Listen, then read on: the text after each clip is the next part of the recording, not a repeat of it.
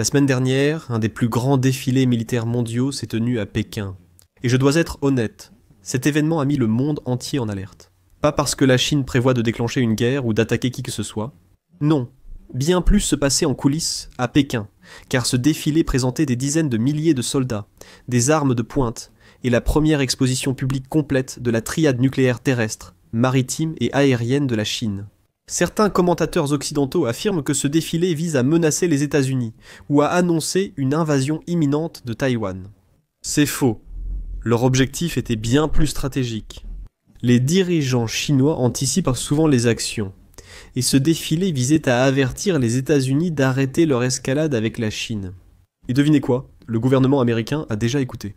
La semaine dernière, un projet de la nouvelle stratégie de défense nationale a révélé un changement choquant.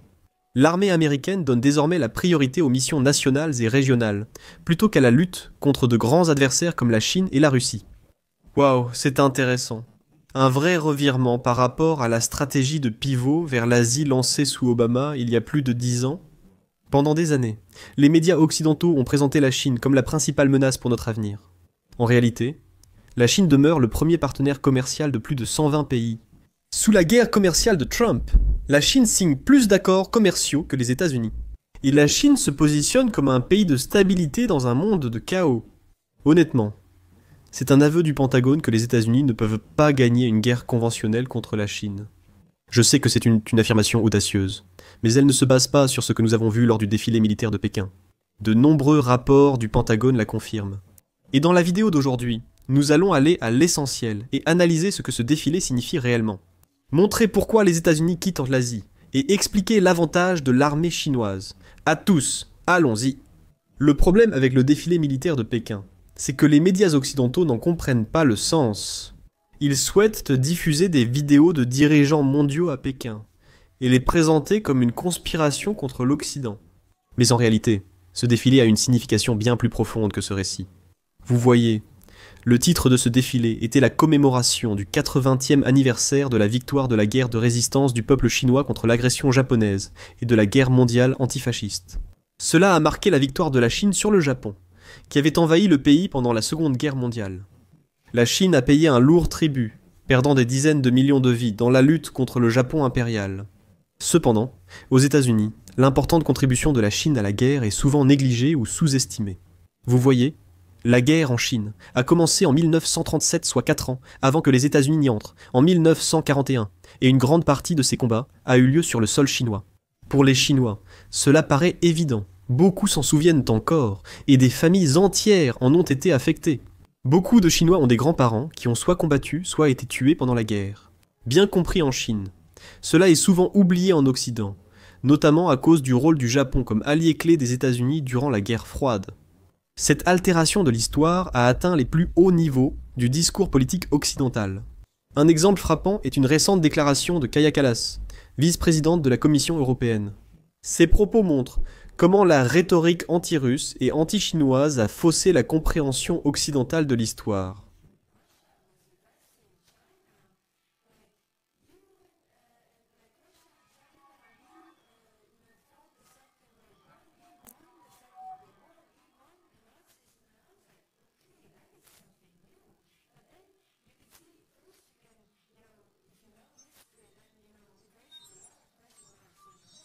Mais vous savez, je peux vous dire qu'aujourd'hui, les gens ne lisent plus vraiment et ne se souviennent plus autant de l'histoire, ce qui fait que, vous savez, on voit qu'ils adhèrent à ces récits. Il est ironique qu'ils se plaignent du manque de mémoire historique des gens. Diplomate européenne de premier plan et architecte de la politique étrangère de l'Union européenne, elle ignore un fait historique essentiel. C'est l'Union soviétique, et non les États-Unis ou la Grande-Bretagne, qui a accompli l'immense majorité du travail pour vaincre l'Allemagne nazie, représentant 75 à 80% de la destruction militaire des nazis. Cette vérité dérangeante ne colle pas au récit actuel de l'Union européenne qui est anti-russe. Alors que l'amertume face à la victoire de la Chine est largement répandue en Europe, cela ne s'est pas arrêté là. Aux États-Unis, Donald Trump n'a pas pu s'empêcher de lancer une pique lui aussi. Il a tweeté: La grande question à laquelle il faut répondre est de savoir si le président Xi de Chine mentionnera l'énorme soutien et le sang que les États-Unis d'Amérique ont donné aux Chinois pour assurer leur liberté face à un envahisseur étranger très hostile. Trump a conclu son tweet par une remarque acide. Saluez Vladimir Poutine et Kim Jong-un pendant que vous complotez contre les États-Unis. En tant qu'Américain, je suis très fier du rôle de mon pays pendant la Seconde Guerre mondiale. Mais il est profondément frustrant et décevant de voir cette histoire être déformée à des fins politiques contemporaines. Un possible moment de coopération entre les États-Unis et la Chine a été utilisé pour une attaque politique bon marché. Une attaque insultante, sachant que la Chine a été envahie et a sacrifié bien plus que d'autres pour vaincre le Japon. Le tweet de Trump cherche à s'attribuer tout le mérite de la guerre. Même si la Chine a perdu 20 millions de personnes, certains chiffres portant ce nombre jusqu'à 35 millions, l'Union soviétique a perdu environ 27 millions de vies contre 40 000 soldats américains. Il est donc essentiel de connaître l'histoire, car les faits contredisent les réécritures politiques actuelles au service d'agendas contemporains. Les médias occidentaux ont mal compris le contexte historique du défilé, et en ont aussi mal interprété le but dissuasif. Encore une fois, les médias occidentaux présentent ce défilé comme une démonstration agressive contre les États-Unis. Mais ce que les médias américains refusent de reconnaître, c'est que la véritable raison des avancées militaires de la Chine en matière d'armes et de technologie est en grande partie le résultat des actions des États-Unis. Vous voyez, les États-Unis encerclent agressivement la Chine avec une politique de confinement clairement affichée. L'Amérique a même envoyé des navires de guerre dans le détroit de Taïwan, mais les médias présentent toujours la Chine comme l'agresseur. Mais la stratégie militaire de la Chine a toujours été axée sur l'autodéfense, sans jamais dépasser sa propre sphère d'influence. La philosophie militaire chinoise suit l'ancien principe Bujan, ou Zhurenzibing, qui prône de vaincre sans combattre. Cette idée est au cœur de l'art de la guerre de Sanzi. Ironiquement, ce texte fait aussi partie du programme de la prestigieuse Académie militaire de West Point. Les officiers comptes militaires américains, en étudiant Sanzi, se focalisent sur les stratégies de victoire, négligeant souvent sa sagesse sur l'évitement des guerres. Alors que les médias occidentaux voient le défilé comme une menace, la réalité est tout autre.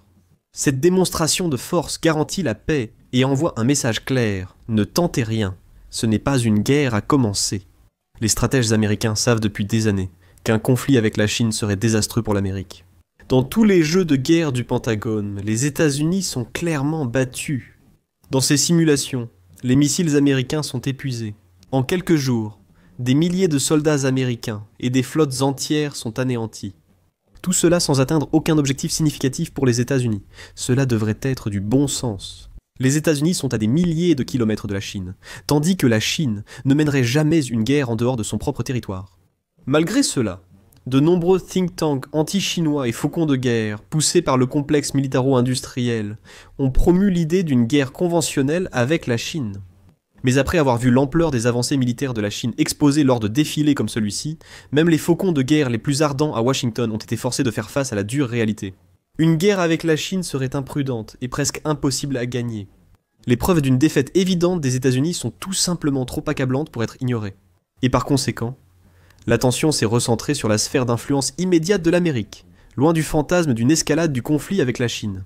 Le défilé militaire en Chine a mis en évidence un écart technologique important entre la Chine et les États-Unis. L'armée américaine mise aujourd'hui sur la projection de puissance via ses 11 porte-avions et un nombre limité de missiles et d'armes high-tech. Ces atouts, très efficaces contre des armées faibles comme l'Irak, ne conviennent pas face à une grande puissance du XXIe siècle.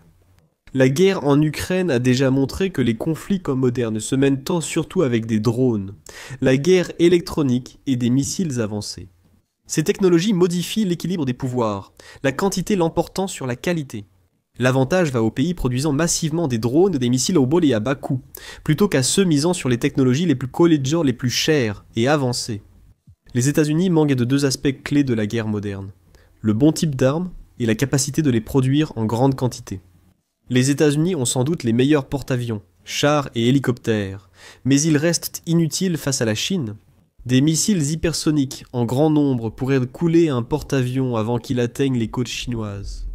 Même les chars les plus avancés sont impuissants contre une nuée de drones suicides explosifs. Ce changement technologique s'est vu lors du défilé, où 80% du matériel était exposé pour la première fois. L'armée populaire de libération a dévoilé divers missiles hypersoniques, des anti-navires aux balistiques longue portée. Une gamme de drones sans pilote, dont certains inconnus en Occident, était également exposée. Outre les drones offensifs, la Chine souligne ses progrès en technologie de défense supérieurs aux capacités occidentales. Le défilé montrait divers systèmes de brouillage, d'anti-drones et d'interception de missiles, dont des intercepteurs laser sur navires et des dispositifs portables à micro-ondes pour contrer les essaims de drones. Ces technologies de pointe sont prêtes à être déployées alors qu'en Occident, elles en sont encore largement au stade de la conception. La Chine ne se contente pas de rattraper l'Occident dans les drones, véhicules sous-marins sans pilote et plateformes robotiques terrestres. Il montre la voie, créant un fossé générationnel. Cela remet directement en question l'idée que la Chine vole toute sa technologie. Comment les Chinois pourraient-ils voler une technologie que les États-Unis n'ont même pas encore inventée?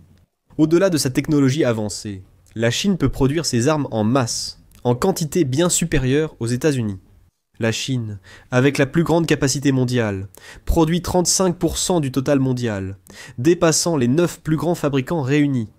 En temps de guerre, l'industrie peut être réorientée pour l'effort militaire. Comme les États-Unis durant la Seconde Guerre mondiale, quand ils étaient la superpuissance industrielle mondiale. Mais cette capacité de production a depuis longtemps été délocalisée à l'étranger. Aujourd'hui, les États-Unis ne peuvent pas soutenir un long conflit avec la Chine. Sans parler du fait que le principal théâtre d'une guerre entre les deux nations serait naval, puisque le plus grand océan du monde sépare les deux puissances. C'est pourquoi une marine puissante est absolument essentielle. Les chiffres sont clairs, les États-Unis sont dépassés. Le Centre d'études stratégiques et internationales estime que la capacité navale de la Chine est 232 fois supérieure à celle des États-Unis. Les chantiers navals américains produisent 3 à 4 navires par an, contre 8 à 9 par mois pour la Chine. Il n'y a tout simplement aucune concurrence en termes de capacité navale. Alors que les preuves contre la faisabilité d'une guerre avec la Chine s'accumulent, il n'est pas surprenant que les États-Unis se concentrent à nouveau sur leur arrière-cour. Cette décision reflète sa politique récente de retrait d'Ukraine, transférant le fardeau de la guerre à l'Europe. À la place, l'administration de Donald Trump a ravivé la doctrine Monroe, vieille de plusieurs siècles, affirmant que toute l'Amérique du Nord, centrale et du Sud est le domaine des États-Unis. Les États-Unis ont abandonné toute prétention de respecter un ordre fondé sur des règles garantissant les droits de l'homme. Ils ont plutôt adopté une mentalité impérialiste du XIXe siècle, pillant d'autres nations pour leurs ressources et leur influence. Au début, il y avait des menaces d'annexer le Groenland pour ses terres rares et de contrôler le canal de Panama. Le cabinet de Donald Trump a même envisagé des frappes militaires au Mexique contre les cartels, malgré l'opposition claire du pays à toute intervention étrangère. Récemment, les États-Unis se sont focalisés sur le Venezuela, cherchant un changement de régime et l'accès à ses grandes réserves de pétrole. Les États-Unis ont mobilisé au moins 8 navires de guerre et des milliers de Marines à Porto Rico et au large des côtes du Venezuela, cherchant essentiellement un prétexte pour envahir. Les forces américaines ont déjà mené une frappe militaire meurtrière contre un prétendu bateau de drogue lié au cartel Tren de Agrua, tuant 11 personnes. En temps normal, la patrouille frontalière aurait saisi le bateau et poursuivi l'équipage si des drogues s'étaient découvertes. Mais maintenant, les États-Unis sont devenus juges, jurys et bourreaux, utilisant leur armée pour tuer des citoyens d'un pays étranger, sans fournir aucune preuve d'un crime. C'est l'état actuel de la politique étrangère des États-Unis, une incitation ouverte à la guerre, et un effondrement total de l'autorité morale. Et même si nous pouvons tous pousser un soupir de soulagement en constatant que la menace d'une guerre totale avec la Chine semble s'être éloignée, nous sommes maintenant confrontés à une militarisation accrue dans l'arrière-cour même des États-Unis, de plus en plus dirigée contre ses propres citoyens. En contradiction avec les valeurs américaines et la Constitution, des milliers de soldats américains ont été envoyés à Los Angeles et Washington District de Columbia. Cette tendance va se poursuivre. Le défilé militaire chinois a clairement atteint ses objectifs stratégiques. La réalité est que les États-Unis concentrent désormais leur puissance militaire sur l'intérieur, ciblant leurs voisins et leurs citoyens. Tant que le complexe militaro-industriel dominera la politique étrangère des États-Unis en encourageant conflits et guerres, le pays n'aura pas de gouvernement tourné vers la paix et le développement. Ce défilé symbolise un bouleversement majeur de l'équilibre mondial. Grâce à sa supériorité technologique et sa capacité de production, la Chine est devenue la force dominante mondiale, représentant une dissuasion que Washington ne peut surmonter. Même si une guerre nucléaire n'a pas de vainqueur, la guerre conventionnelle repose sur la suprématie technologique, et les États-Unis ne peuvent rivaliser à ce niveau. Merci à tous d'avoir regardé la vidéo jusqu'à ce point, et j'espère que vous avez apprécié l'analyse approfondie d'aujourd'hui sur l'armée chinoise. Le savoir, c'est le pouvoir, et il est essentiel de comprendre l'effet de la situation, au lieu d'écouter aveuglément les médias pour se faire une opinion sur la Chine. Encore une fois, ce défilé militaire était une démonstration de dissuasion, et j'espère sincèrement que cette dissuasion empêchera les États-Unis et la Chine d'entrer un jour dans une guerre totale. Car si cela arrivait, ce serait une perte pour l'humanité. À tous, je tiens à vous remercier d'être arrivés jusqu'à ce point de la vidéo, et merci à vous tous pour votre soutien incroyable. J'ai hâte de vous retrouver très bientôt dans notre prochaine vidéo.